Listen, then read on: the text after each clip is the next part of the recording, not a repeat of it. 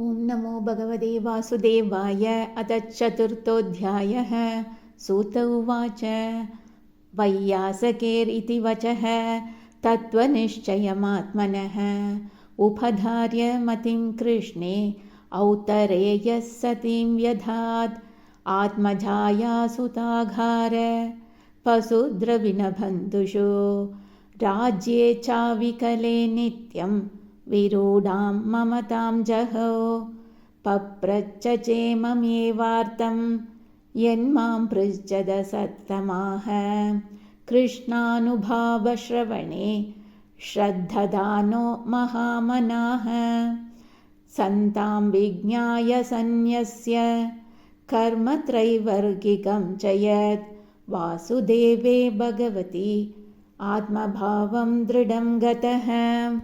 राजोवाच समीचीनं वचो ब्रह्मन् सर्वज्ञस्य तवानघ तमो विशीर्यते मह्यं हरे कथयतः कथां भूय एव विवित्सामि भगवान् आत्ममायया यतेदं सृजते विश्वं दुर्विभाव्यम् अधीश्वरैः यथा गोपा यदि विभुर्यथा संयज्यते पुनः यां यां शक्तिम् उपाश्रित्य पुरुषक्तिः परः पुमान् आत्मानं क्रीडयन् क्रीडन् करोति विकरोति च नूनं भगवतो ब्रह्मन् हरेरद्भुतकर्मणः दुर्विभाव्यम् इवा भाति कविभिश्चाभिचेष्टितम् यथा गुणान् तु प्रकृतेर्युगपत्क्रमशो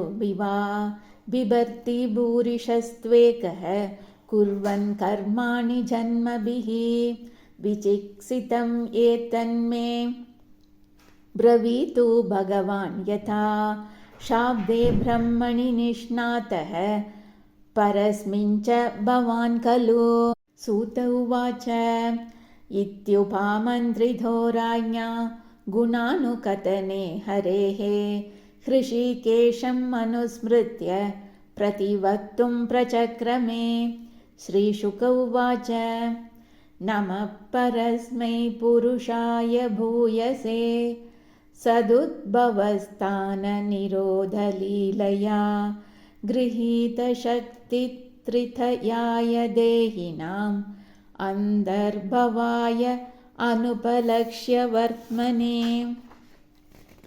भूयो नमः सद्वृजिनच्चिदे सधाम् असम्भवाय अखिलसत्त्वमूर्तये पुंसां पुनः पारमहंस्य आश्रमे व्यवस्थितानाम् अनुमृग्य दाशुषे नमो नमस्तेस्तु ऋषभाय सात्वतां विदूरकाष्ठाय मुहुःकुयोगिनां निरस्तसाम्यादिशयेन राधसा स्वधामनि ब्रह्मणि रंस्यते नमः यत्कीर्तनं यत्स्मरणं यदीक्षणं यद्वन्दनं यश्रवणं यदर्हणं लोकस्य सद्यो विदुनोति कल्मषं तस्मै सुभद्रश्रवसे नमो नमः विचक्षणाय चरणोपसाधनात् सङ्गं युधस्य उभयधो अन्तरात्मनः विन्दन्ति हि ब्रह्मगतिं गतक्लमाः तस्मै सुभद्रश्रवसे नमो नमः तपस्विनो दानपरा यशस्विनो मनस्विनो मन्त्रविदः सुमङ्गलाः क्षेमं न विन्दन्ति विनायदर्पणं तस्मै सुभद्रश्रवसे नमो नमः किरातहूणान्द्रपुलिन्दपुल्कसा आभीरगङ्गायवनाकसाधयः येन्ये च पापा यदुपाश्रयाश्रया शुध्यन्ति तस्मै प्रभविष्णवे नमः।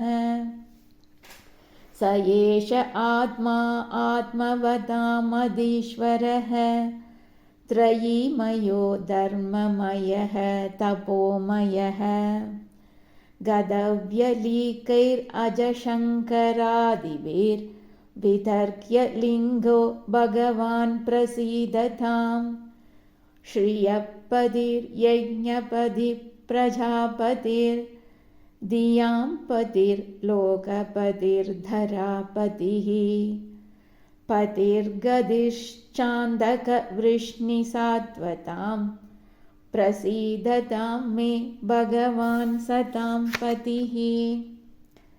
यदङ्घ्र्यभिध्यानसमाधिधौ तया धियानुपश्यन्ति हि तत्त्वमात्मनः वदन्ति चैतत् कवयो यथा रुचं स मे मुकुन्दो भगवान् प्रसीदताम्। प्रचोदिता येन पुरा सरस्वती विदन्वदाजस्य सतीं स्मृतिं हृदि स्वलक्षणा प्रादुरभूत्किलास्यतः स मे ऋषीणां ऋषभप्रसीदताम्।